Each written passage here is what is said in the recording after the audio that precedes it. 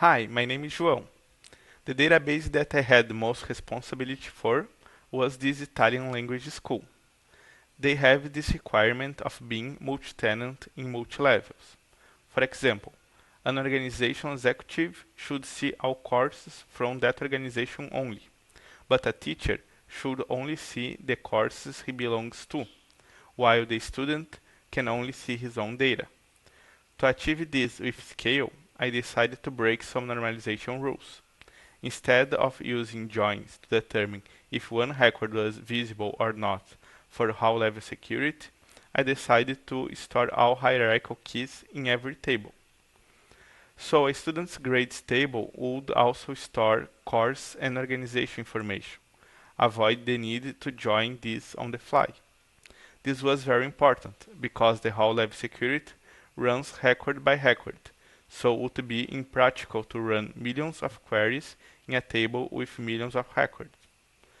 This was also enforced by foreign keys to maintain consistency, which added an overhead for writing operation, but it was negligible. Another requirement was to map external entities to internal entities. For instance, one person can have multiple accounts. This thing is to do, right? A simple M2M mapping should solve this problem. The catch now is when the user wants to search by person. It actually has to search by many accounts. A database can only take advantage of index for a limited amount of values. Otherwise, it is hard to estimate the actual selectivity. So this became a bottleneck.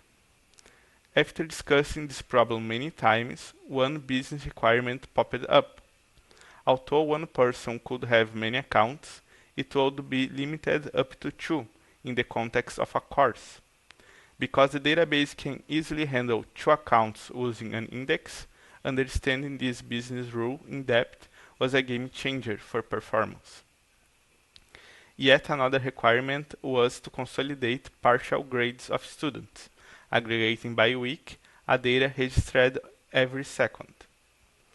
At first, materialized view seems to be a good solution, but it started to take too long to refresh, and the data should be updated daily. Because the past data rarely change, and the main goal of the refresh was to append the new data, I created a nested materialized view strategy, where the second materialized view received the past data already aggregated and only had to update the remaining data. One requirement that I failed to implement correctly in this project was partition. I decided to partition the table too much, and this didn't speed up the query any more than it would if I defined less partitions. However, this amount of partition added too much overhead for some operations. Unfortunately, this is an issue that we have to deal when these operations happen. If I would design it again, I would be more careful on the number of partitions. Thank you for your time. Bye bye.